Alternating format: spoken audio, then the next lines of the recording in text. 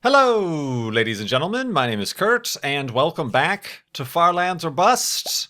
We are ready to begin episode 381 today. I do remember we were lingering outside a bit too late at the end of the last episode, so I'm mildly concerned about the safety of my exit here, but we're gonna break this block and make a run for it.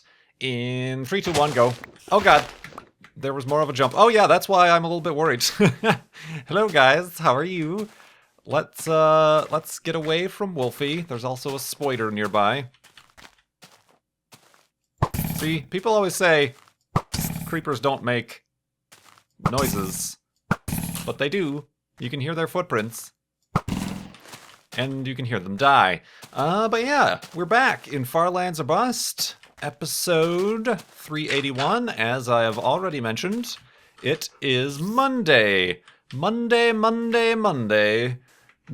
21st, 2014, and we're continuing west, and as I mentioned in the last episode, hello mouse, how are you? Good, let's stay a little bit stable here.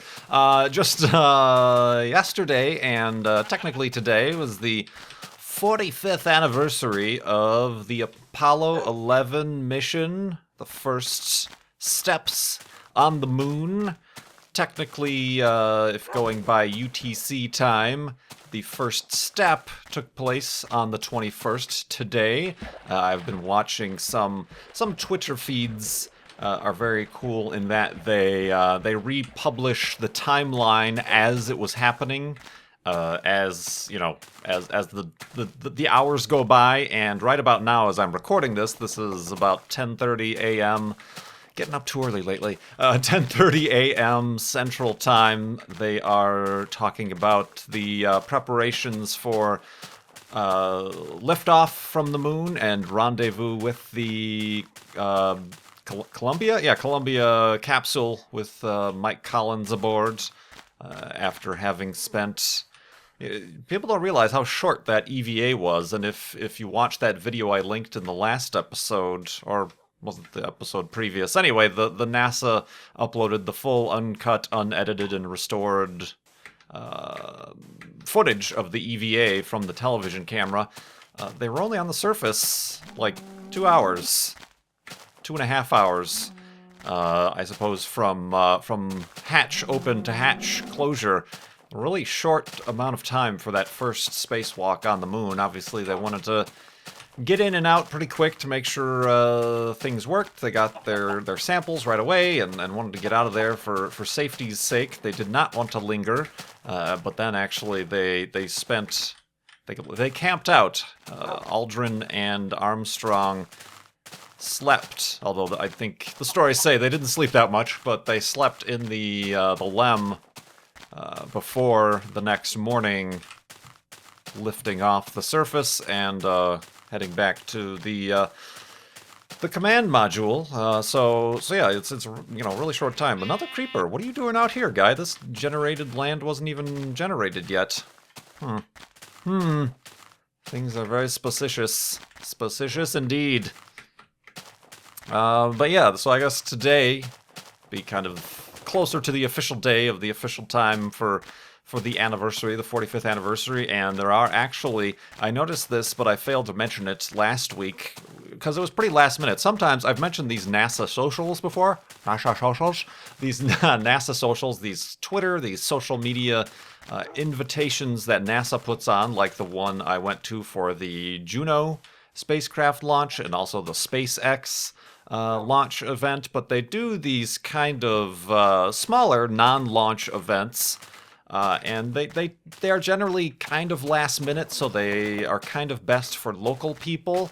But the first one was last Thursday or Friday. There was some orchestra concert event inspired or in tribute to the Apollo 11 landings. And landings? There was more than one. No, landing and anniversary.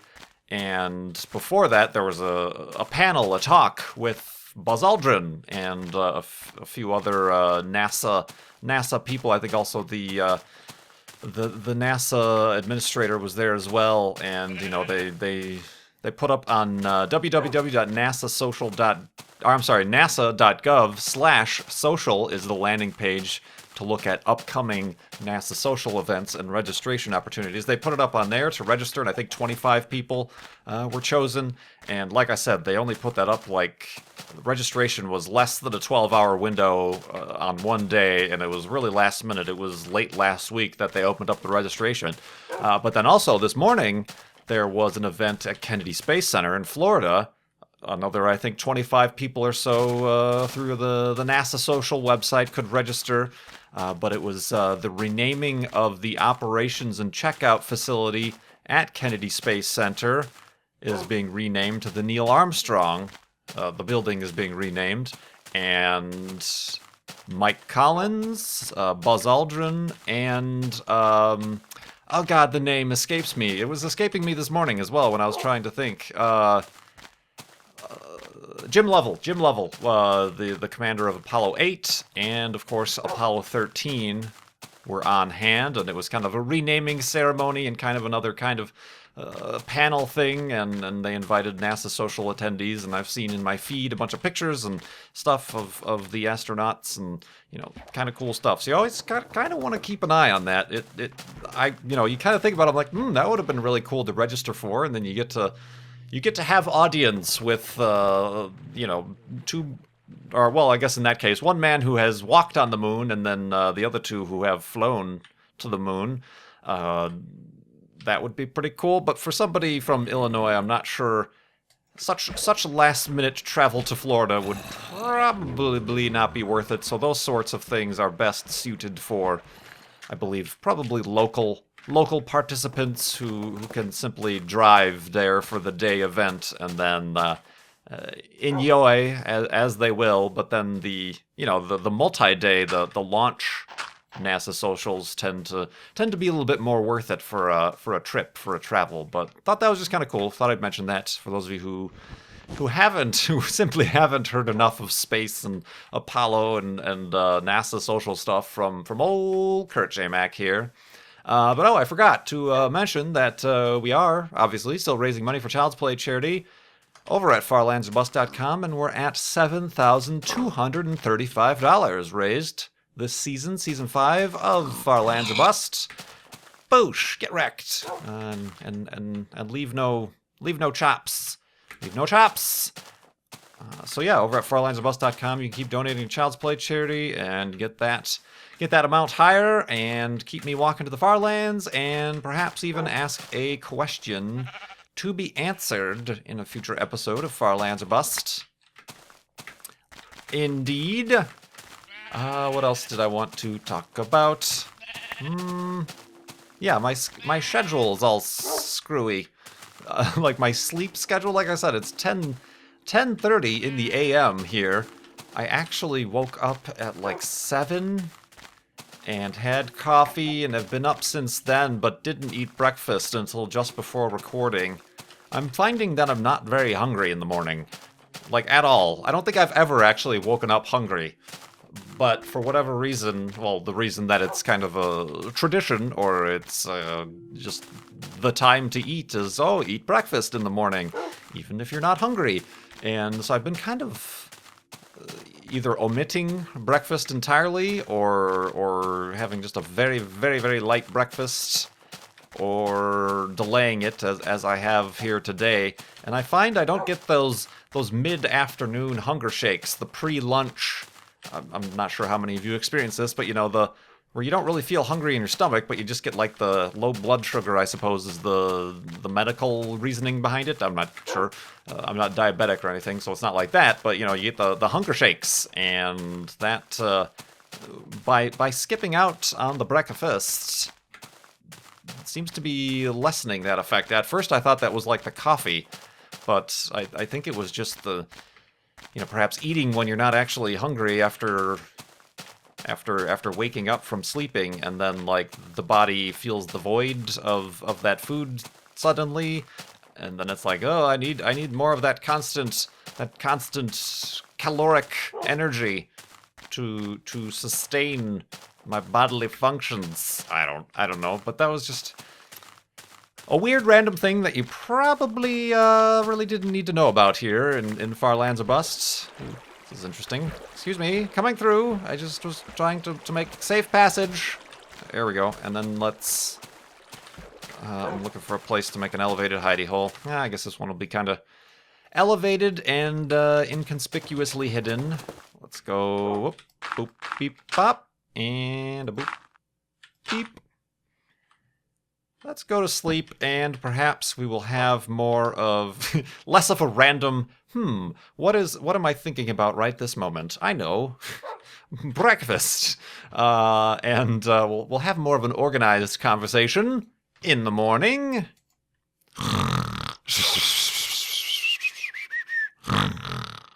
And, what's for breakfastness? That is kind of weird, though. I do think about that sometimes, about, like, what is it that's... And I'm not talking about, like, ooh, a fad diet or fasting or any sort of a juice cleanse or anything like that, but I'm just thinking, like, just literally, like, you wake up from sleeping, you're not, like... I mean, you're burning calories by simply being alive, but you're not, like, doing an activity that requires you to replenish your energy and calories the next morning after you sleep. Why? It's kind of a... I think I've read some articles on the internet, some clippings out of magazines that, generally speaking... Ooh. Whoa, Wolfie, I do not want to go down there, but thank you for your little enthusiasm. Generally speaking, the going old wives' tale is that, ooh, breakfast is the most important meal of the day, when in reality it's like, no, you can really go without that. It's just overall throughout the day, as long as you healthily meet your caloric requirements, is the thing you need to do. And you kind of wonder how much of that might be marketing, Kellogg's and Mrs. Butterworth's and the breakfast food proprietors kind of drilling that into your heads, like, oh, make sure your kids have a healthy breakfast so that they perform well in school. Really? Is that actually what it comes down to, or is there something else? I don't know. These are just speculations. Wild speculations, I suppose. Just little hypotheses based on some very swift observations and consumption of some sorts of information throughout. Yeah, I think there was. That's where I heard about it. There was a study that said. People say, oh, if you want to lose weight, if you're on a diet, you should eat breakfast. And a study came out that said, actually, no, to be honest. The idea that eating an additional meal to lose weight generally doesn't add up if you're just talking about caloric intake and stuff like that. I'm not saying everybody stop eating and develop a very bad habit of not eating, but at the same time, well, don't drink Mountain Dew. That's even worse than breakfast. When did I pick up 3 flowers? When did this happen? Do you remember? I simply do not remember when I picked up 3 yellow flowers. Interesting. I remember there were some roses a couple episodes ago. Oh, I need some wood that I picked up and replanted because they were strewn about the floor, the ground. But I don't remember picking up 3 yellow flowers. It is a mystery! Alright, so didn't I say we're gonna talk about more solid things here in this day of Minecraft, and still I'm talking about breakfast. Maybe I should eat breakfast because I'm talking about food all the time. I'm so hungry. No, so hungry. No, yeah, let's answer some questions here from donors, I suppose, would be the prudent thing to do. From Trake, C-H-R-A-K-E, Trake. Which do you think is a more productive target for the world space agencies? A series of missions to put a research lab or similar to the ISS on the surface of the moon, comma, explored manned surface missions on other celestial bodies, comma, or, as seems to be the current target, skip those steps and aim for a manned mission to Mars. If I had my way, I would say yes, and all of the above. It would be great if we could have the support and the funding to be doing all of these things, perhaps overlapping and simultaneously, both with the help of commercial, sources like the way SpaceX and Orbital Sciences and these companies are helping out. Perhaps they would be a little bit more helpful as we're trying to get them, as kind of a ferry, as kind of a back and forth to the quote-unquote easier parts of space travel to low Earth orbit, perhaps to the moon and back and whatnot. And then also have NASA on its own trajectory to do the above and beyond things, like getting boots on Mars, getting spacecraft and robots to Europa, and moons like that are very interesting and definitely require more attention than they've been given. There was recently a congressional... I'm not sure what it is. It's not really an official committee or anything, but just like a meeting thing. Bill Nye was there because he's the head director or something of the Planetary Society, and they were basically making the case for funding or increasing funding to NASA to make a robotic mission to Europa. I think it was Europa, not Enceladus or the other ice. Yeah, probably Europa is the one. Having start to okay, here, what are the ideas? Can we have some sort of lander and drill that like heats up and goes through the surface ice, and then I just saved your life, son. What do you have to say about that, Moo? Dang right, Moo. Have a dip. So yeah, that happened a couple weeks ago, I think. And they had a big turnout for support for a Europa mission. But yeah, I don't want to have to choose. And a lot of spaceflight and astronomy and science advocates would probably agree that you don't want to have to choose. We're currently looking at a situation where, since the James Webb Space Telescope, the next big space telescope to kind of be the successor to Hubble and peer further and deeper into the infrared distances of the universe, is behind schedule and over budget, so they're having to cut funding from other projects in order to finish this project, which already has, the funding already allocated for it.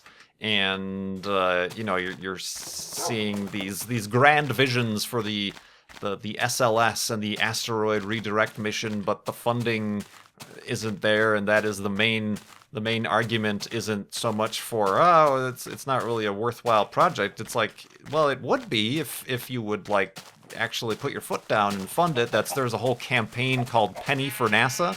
It's because NASA on the tax dollar, for every dollar that's spent on the budget, 0.4 of 1 cent, 4/10 of 1 cent, I believe, is what NASA gets, whereas most people think it's like some big wasteful spending thing that takes up 40% of the budget.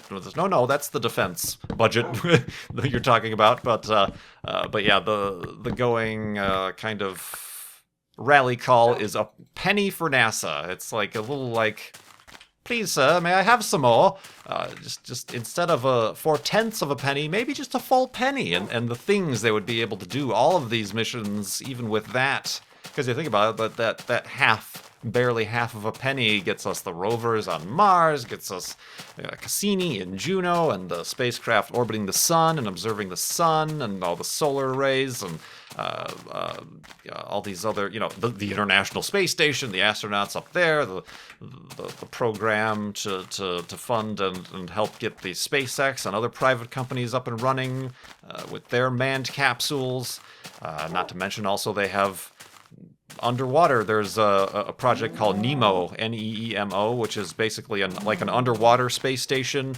I believe it's off the coast of Florida or the Caribbean or something like that, where a lot of future astronauts end up spending time basically living underwater. It's basically Sea Lab, is basically what it is. And they spend time underwater and do little EVAs but underwater and in the suits and stuff like that. And a lot of the current astronauts have experience on spending time living on the Nemo project. Which is kind of cool. So yeah, all that stuff with half a penny. Imagine what you can get for a half a penny more. Call now. This QVC deal will not last long. So yeah, that's, I suppose I really didn't answer your question specifically, but that would be my answer to the question. All of the above. Please, sir, may we have some more? I got another space-related question. Ooh, little stealth bomber right here. That's where a stealth bomber crashed and then took off. Let's make our elevated hidey hole, and I'll answer this other space question. Ooh, I said that with a magnificent space lisp. We'll answer that question. Ooh, hi, Wolfie. What's up? In the morning. Ooh, I'm not ready, not ready, not ready. There's the bed. In the morning.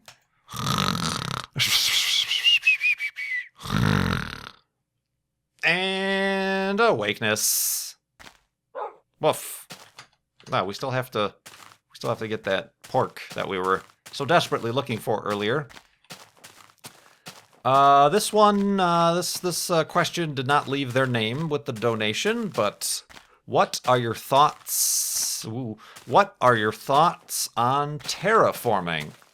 Do you think that mankind will eventually be able to modify suitably located planets/asteroids, assuming we can reach them, to support life? Or is this goal the stuff of science fiction?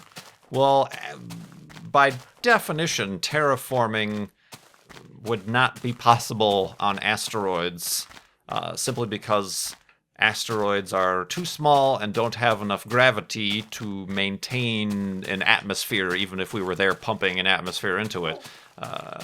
And also, similarly, why many of the planets are unable to be terraformed is because they either don't have enough gravitational pull, or like Mars, the question is would we be able to terraform Mars? Well, the reason it itself doesn't have that dense of an atmosphere is because it doesn't have the magnetic protection that the Earth has from the solar wind, and the solar wind ends up just diffusing it away, which perhaps, the going hypothesis, and all the evidence points to the fact that at one point, Mars probably had a very Earth-like, or at least strong enough magnetic force that was able to maintain a rather useful atmosphere that, as they say, was able to maintain liquid water and then possibly life, microbial life somehow. So, even, basically when you talk about terraforming, probably the only place you're talking about is Mars. You're talking about possibly pretty much doing what we're doing here on Earth, but on purpose, in order to pump greenhouse gases into the Martian atmosphere to trap the heat of the sun. I mean, Mars is within our star's habitable zone, so if we were looking at Mars in an exoplanetary system, say we found it with the Spitzer? Is it Spitzer? Yeah, the Spitzer Space Telescope. No, there's Spitzer. No, Spitzer's something different. What's the one that finds the planets? The one that finds the planets. It's the one with the thing. It finds the planets through the transit method. I mean, like the systems are named after the telescope they're found after. Why am I not? I am out of. Maybe I should not be recording Farlands Bus this early in the day. But anyway, if we found one of these planets And with our telescopes, some 10 or whatever light years away, we would say, "Ooh, this is an Earth-sized rocky planet that is within the star's habitable zone. This is a very likely candidate for liquid water and life." If we didn't know anything else about the planet, which we generally don't, other than size and distance and orbit at that distance, but yeah, and Venus as well is within the habitable zone. It just so happens that the conditions upon the surface of those planets are non so habitable. So yeah, people always talk about like terraforming Mars, and I'm quite skeptical simply because of the amount of resources and effort it would take and time. Like, we're not talking about like, oh, we'll do it in 50 years and then, we'll be able to take our helmets off and breathe the air and grow trees and stuff like that. No, it would have to happen on a geologic timescale. The planet itself would have to do most of the work, much like after the major extinctions here on Earth, after the asteroid hit and killed the dinosaurs, which is actually one of the more minor major extinctions on the planet. After major ice ages, how 99% of the Earth's living species died off, but somehow rebounded. It would have to happen on a time scale of perhaps, if it is egged on by human activity, hundreds of thousands of years, best case scenario.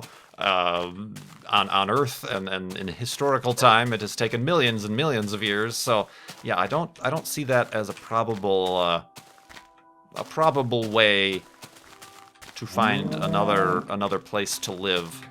If you're talking about like on the moon, like Trake was saying, like making what were those things in the 80s and 90s, like in the Phoenix Desert, where like biodome, like putting up a structure and then within that structure recreating the Earth-like atmosphere and trees and having kind of a self-sustaining. The trees make the oxygen, the plants make the food, it's ground, and there's air pressure there so that your blood doesn't boil and your eyes don't pop out of your skull. That sort of thing. I could see, yeah, that's definitely a way to settle or begin kind of inhabiting permanently other planets. And again, Mars is a good example of a place where we could do that. It just seems far more daunting of a task, much like in the last episode, pushing the moon to make sure it doesn't move too far away from Earth. Far too monumental a task. And there's always somebody. I opened this episode talking about NASA socials and NASA tweet-ups, and at the Juno NASA tweet-up, there's always a person. There's always one of those people who shows up to either conventions or is in like your class at school, or in this case to a NASA tweet-up it was called at the time, and you have the scientists come in and talk about the Juno project and their interest in studying Jupiter and whatnot, and there's this one weird guy who had to ask, blah, blah, blah, blah, blah. It's, Jupiter is on the border of being like a brown dwarf star as far as its mass, and, people, it's often stated that it's kind of the failed binary star system to our sun, in that it didn't obtain enough mass to actually start to fuse hydrogen in its core, which would then, make it a star and actually, emit energy and light, which is along the lines of what we consider gas giant planets to be similar to.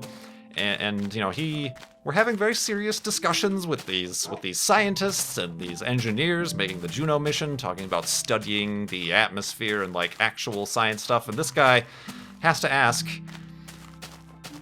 when our sun burns out, should we or would we humans be able to ignite Jupiter and turn it into our sun and star so that we could continue living? And you saw the faces on the scientists, like they've met this type of person before. There's always that guy that they've had to deal with these type of very rooted in very, very fictional sci-fi kind of just weird stuff, like maybe we shouldn't be wasting our time discussing this sort of thing. And yeah, I suppose there might be novels or books or graphic novels or something that kind of pose this as a kind of plot point that, oh, the sun has died and humanity has to then start Jupiter up as its star or something like that. But in reality, not possible in 4 billion years. Not possible. They're just simply, what was it? The sun obviously contains the majority of the mass in our solar system. Jupiter, I think, contains like 90% of the rest of it. So Earth, all the other planets, Venus, Mars, Neptune, all out to Pluto and all the comets and the asteroid belt, we're like the 10%. We are, or even, we're the lowest, we're the lower 10% of all of the mass in our solar system is taken up both by the sun and Jupiter. So there's no way that you could double Jupiter's mass, even if you gathered up all the additional planets and everything else in the solar system and flung it into the core of Jupiter in order to reach that tipping point, that critical mass, I suppose you could say, that would then turn it into a star. Just not possible. Not possible. And it's kind of like, oh man, we have to listen to this guy and his follow-up questions to this. Oh, I'm sorry. I mean, it's great that people are curious and interested in space and stuff like that, but there's kind of a different time and a place for those sorts of questions, and generally not the time to take up the valuable time and the wealth of knowledge we could be getting by being able to have this very rare opportunity to talk to and question and interact with these scientists, the top of the field of Jupiter researchers who are working on the Juno spacecraft program. So I'm not saying, sorry, this person who asked this question about terraforming, I'm not saying, terraforming is actually one of the more possible-ish, but not, possible-ish, but maybe not probable-ish type of things to be discussing. But the restarting of, or not even restarting, just starting up Jupiter as a star is kind of quite the dubious thing indeed. And while fun for fiction and stuff like that, probably not discussed in serious tones. Best to be done that way. So yeah. Anyway, a little bit of on the anniversary, the 45th. Oh God, we've got a little bit of a sump pump problem here. Yeah. Yep. Okay, the problem persists. That was a problem in this version of the game, wasn't it? You could remove a block. Are you okay, Wolfie? You weren't part of that. No. Okay. You remove, or you block off water that's flowing in, but it continues flowing for some reason, through the crack in the foundation between the two blocks that you just placed. But anyway, yeah, this is Farlands or Bust. In particular, episode 381 of continuing to walk to the Farlands in Minecraft Beta 1.7.3. Thank you very much for watching and asking those questions with your donations to Child's Play charity at farlandsorbust.com. Why can't I jump? Oh, I have been distracted and have not completely constructed my hidey hole to full specifications. There we go. Let's make a boat or two for the next episode, which I hope you will join me for on Wednesday. I'll probably choose not to record it so early in the day so that at least I have some percentage of my brain capacity, as is evidenced by my failure to even say the word capacity properly. So yeah, we're just gonna stop while we're ahead. Thank you so much for watching. My name is Kurt. I will see you next time.